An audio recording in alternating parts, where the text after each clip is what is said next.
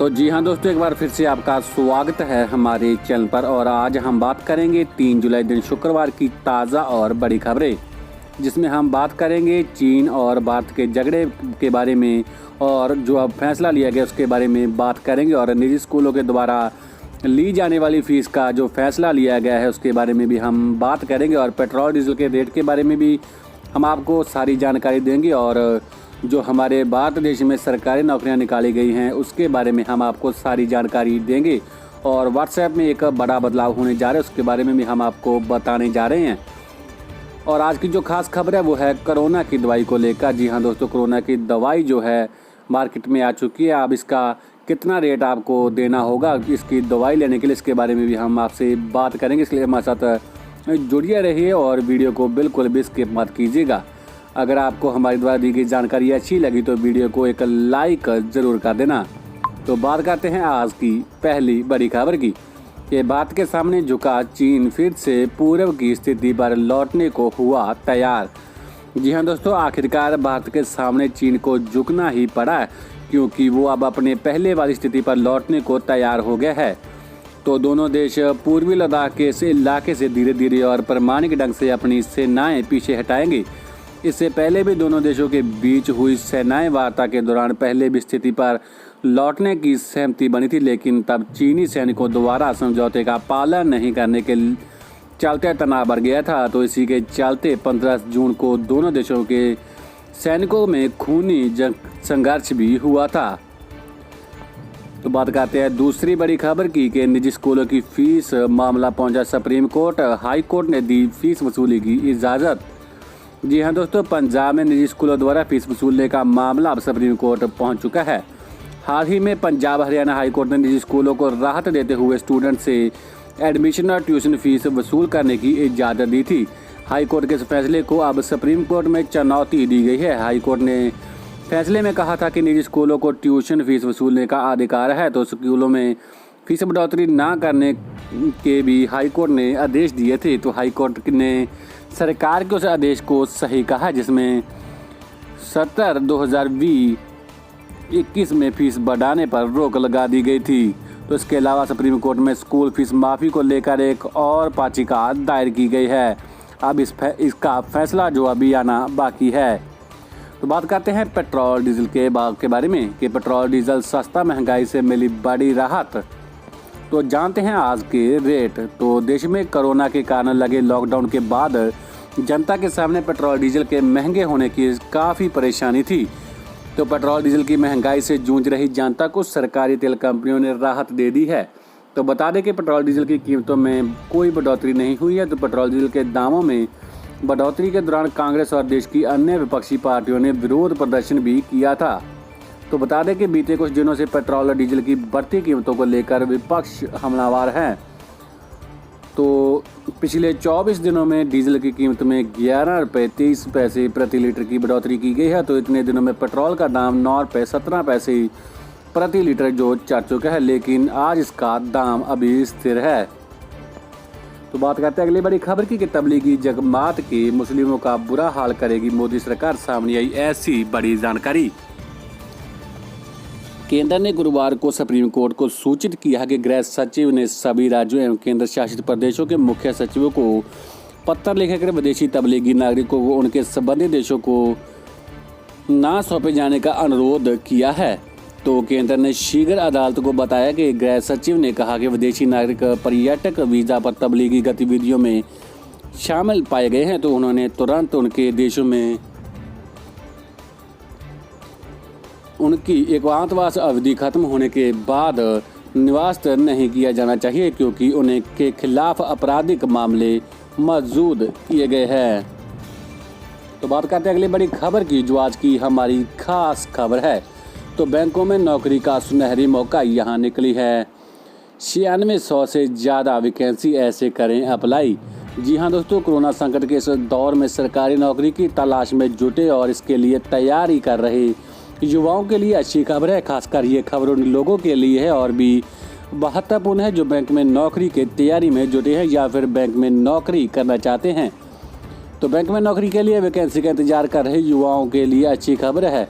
Institute of banking personal selection ने 43 बैंकों में विभिन्न पदों के लिए 9600 वैकेंसी निकाल दी है। तो इसके लिए इच्छुक और योग्य 21 जुलाई 2020 तक अप्लाई कर सकते। इसके बैंकों में पीओ से लेकर क्लर्क के पदों पर भर्ती की जाएगी। तो इसके तहत स्केल 1, 2, 3 के ऑफिसर एवं ऑफिस असिस्टेंट के पदों पर भर्ती की जाएंगी।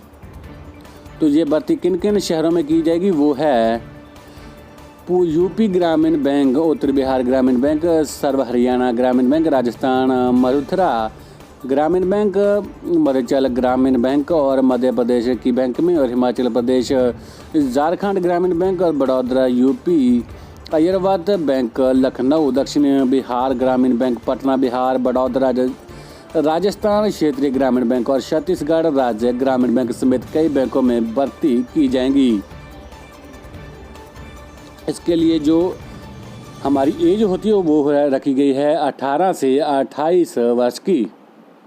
तो आपके पास ग्रेजुएशन के साथ कंप्यूटर का जो ज्ञान है वो होना चाहिए। तो जो ऑफिस असिस्टेंट होंगे उनकी जो प्रति माह तनख्वाह होगी वो है 7200 से 19,300 तक हो सकती है। आवेदन फीस आपके लिए होगी 850 रुपये। तो बात करते हैं अगली बड़ी खबर की कि कांग्रेस सरकार निजी स्कूलों में पढ़ने वाले विद्यार्थियों को 6 माह की फीस करे अदा। अकाली दल, जी हाँ दोस्तों, खबर पंजाब से है। श्रोमणी दल ने अदालत द्वारा प्राइवेट स्कूलों के बच्चों को ट्यूशन और एडमिशन फीस देने के आदेश के लिए मुख्यमंत्री एवं शिक्षा मंत्री को जिम्मेदार ठहराते हुए मांग की है कि अब पंजाब सरकार इस साल अप्रैल से सितंबर तक 6 महीने की फीस बच्चों की ओर से निजी स्कूलों को दे। तो विक्रम सिंह मजीठिया ने पत्रकारों से कहा कि बेहद दुर्भाग्यपूर्ण है कि कांग्रेस सरकार और शिक्षा मंत्री विजय इंद्र सिंगला ने प्राइवेट स्कूल प्रबंधकों के सामने आत्मसमर्पण कर दिया है और पंजाब में हरियाणा हाईकोर्ट में ये यहाँ तक पेश किया कि प्राइवेट स्कूलों को फीस तय करने का अधिकार है। बात करते अगली बड़ी खबर की कि चुनाव आयोग ने लिया बड़ा फैसला। सीनियर सिटीजन और कोरोना संक्रमित कर सकेंगे पोस्टल बैलेट का इस्तेमाल। जी हाँ दोस्तों, कोरोना वायरस के खतरे को देखते हुए भारतीय चुनाव आयोग ने बड़ा फैसला लिया है। तो कोरोना वायरस के खतरे को देखते हुए लोकसभा चुनाव और विधानसभा चुनाव में 65 साल या इससे ज़्यादा उम्र के लोगों को डाक मतपत्र के इस्तेमाल की अनुमति दे दी गई है। तो इसके साथ कोरोना पॉजिटिव मरीज भी पोस्टल बैलेट का इस्तेमाल कर सकते हैं। माना जा रहा है कि यह फैसला बिहार चुनावों के देखते हुए लिया गया है। तो बात करते हैं अगली बड़ी खबर की व्हाट्सएप में होने वाले कई बड़े बदलाव तो जुड़ेंगे। ये 5 नए फीचर मिलेगा, कलर डिज़ाइन से लेकर एनिमेटेड स्टिकर। जी हाँ दोस्तों, व्हाट्सएप आए दिन यूजर्स के लिए नए नए फीचर लेकर आता रहता है। तो कंपनी शानदार मैसेजिंग ऐप के लिए नए फीचर पर काम कर रही है। बता दें कि लंबे समय से खबर है कि instant messaging app, animated stickers, dark mode और QR कोड शामिल है और ये फीचर जल्द ही रोल आउट किए जाएंगे। तो व्हाट्सएप ने बताया है कि ये नई फीचर्स अगले कुछ हफ्तों में यूजर्स के लिए उपलब्ध करवा दिए जाएंगे। तो बात करते हैं अगली बड़ी खबर की कि सिर्फ ₹1.50 की गोली से ठीक हुए कोरोना के मरीज। चीन से लेकर अमेरिका के डॉक्टर भी हैरान। जी हाँ दोस्तों, कोरोना संकट से जूझ रही दुनिया को अभी तक इसकी एक कामयाब वैक्सीन की तलाश की है। तो दुनिया के कई देश कोरोना की वैक्सीन विकसित करने के काम पर जुटे हुए। तो वहीं दूसरी ओर कोरोना से संक्रमित लोगों को ठीक करने के लिए वैज्ञानिक कुछ पुरानी दवाओं और फार्मूलों पर रिसर्च कर रहे हैं। तो इस बीच मात्र ₹1.50 की गोली से चमत्कारिक असर से दुनिया भर के डॉक्टर आश्चर्यचकित है और ये सस्ती दवा मेटफॉर्मिन है और इस दवा का इस्तेमाल आमतौर पर डायबिटीज़ के रोगियों को ठीक करने के लिए किया जाता रहा है। तो यह दवा अब कोरोना के मरीजों पर भी इस्तेमाल की जाने लगी, तो जिसके सुखद परिणाम सामने आ रहे हैं।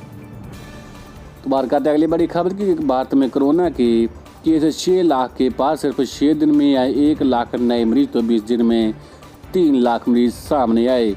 तो जी हाँ दोस्तों, हमारे देश भारत का जो मरीजों का ताज़ा आंकड़ा है उसके बारे में बात करने जा रहे हैं। तो देश में कोरोना मरीजों का आंकड़ा 6 लाख को पार कर गया है। तो वर्ल्डोमीटर के मुताबिक देश में कुल मरीजों की संख्या 6,05,220 है, जिसमें 17,848 लोगों की मौत हो चुकी है। तो हैरानी की बात है कि देश में कोरोना मरीजों का आंकड़ा तेज़ी से बढ़ता जा रहा है। तो पिछले 20 दिनों के अंदर ही 3 लाख से अधिक केस सामने आ चुके हैं। तो 12 जून को देश में कुल मरीजों की संख्या 3 लाख को पार कर गई थी और अब 9,000 लोगों की मौत हुई थी। महज 9 दिन या बाद यानी 20 जून को मरीजों का आंकड़ा 4 लाख को पार कर गया और करीब 13,000 लोगों की मौत हुई। तो वही 6 दिन के बाद यानी 26 जून को मरीजों का आंकड़ा 5 लाख को पार गया और करीब 16,000 लोगों की मौत हो गई। इसी तरह जो है दोस्तों कोरोना मरीज के आंकड़े हैं वो बढ़ते जा रहे हैं। इसको लेकर कोई गंभीर फैसला लेना होगा मोदी सरकार को। तो दोस्तों आप इसके बारे में क्या सोचते हैं, हमें कमेंट बॉक्स में कमेंट जरूर करना और हम आपके लिए लेकर आएंगे अगले दिन की बड़ी खबरें। हमें हमारे साथ जुड़े रहिए। अभी के लिए इतना ही दोस्तों, धन्यवाद। जय हिंद, वंदे मातरम।